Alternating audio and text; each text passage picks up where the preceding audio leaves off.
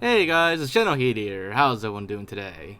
So, recently, the co-op update has finally come to Halo Infinite, almost 9 months after the game originally launched. So, how is the co-op update then? Was it worth the wait? Well, I've actually seen a lot of polarizing opinions on this so far. I've seen a lot of opinions where people seem to think that it's too little, too late, and that people have already lost interest in the Halo Infinite campaign, and that co-op probably wasn't worth it anymore. Whereas other opinions are the polar opposite, where some people are praising 343 and calling this the best update ever, and also the best version of Halo co-op ever. Me personally, well, I see co-op a little differently than most people probably. For me, co-op was something I've wanted in Infinite from the start, and it's a feature I use a lot in all the Halo games. I use co-op a lot, not just to complete campaign or do achievements, but rather to explore, mess around, and find new things with friends. And that's pretty much like the basis of my whole channel, really. So that's why co-op is very important to me. And for that reason, for those reasons, I'm glad co-op is finally coming to Halo Infinite. Overall, I have been having lots of fun on co-op with my friends. We've already done so many experiments for potential future videos, and we've explored so much of the world too. We also screwed around a lot and had a lot of hilarious moments together. All of that is what I've always loved about Halo co-op. Not just for making videos and stuff, but just for having fun with friends and whatnot. And in that regard, Halo Infinite's co-op does deliver. However, Halo Infinite's co-op currently is not without its issues and limitations. It is currently in beta, so I can understand it has some rough edges with things like connection issues or desyncing. Stuff like that usually gets fixed or improved before the official launch. I hope. But bugs aside, there are some major limitations to Halo Infinite's co-op that I hope aren't final either. One of the biggest limitations is that you can't join someone's game save if they're ahead of yours. The campaign will always launch on whoever has the save that's the furthest back. So if my friend has a save that's ahead of mine, like he finished the campaign and I'm somewhere in the middle or still early in the game, I won't be able to play in his world.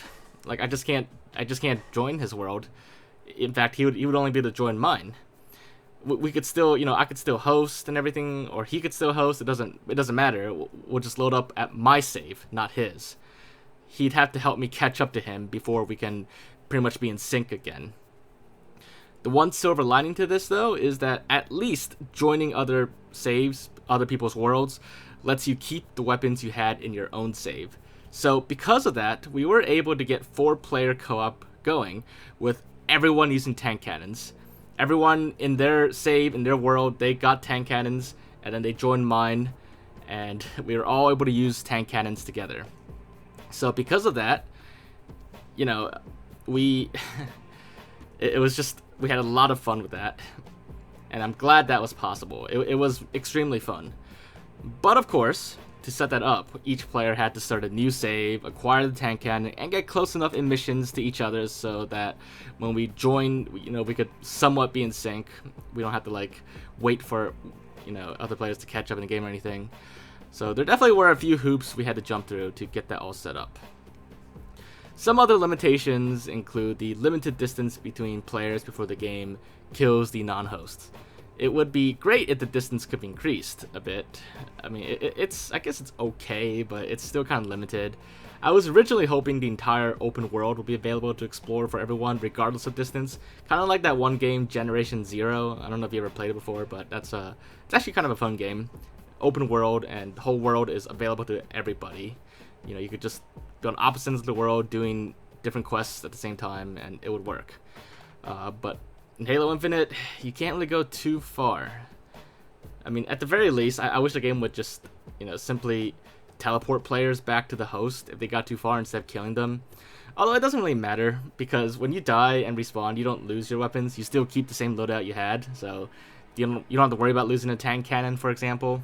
But still, it'd be nice if there was a greater distance as well, and you don't just drop dead if you go too far. You just get teleported back, like in previous Halo games. So, aside from that, aside from networking bugs, those limitations of co-op that I hope will be addressed or improved on at some point, there's there's a few other things that like I know would be nice to have as well. But for the moment, I think co-op on Infinite is actually pretty fun and shows a lot of promise. I wish it could have launched with the game. Several of my friends and I have been waiting a while for this. We originally had hoped we could play co-op together on day one, and since this is still in beta, it'll be a little bit longer before co-op is available to everyone else. So it's still clear that Infinite should have been delayed another year before launching, so things like co-op and Forge can be available at launch.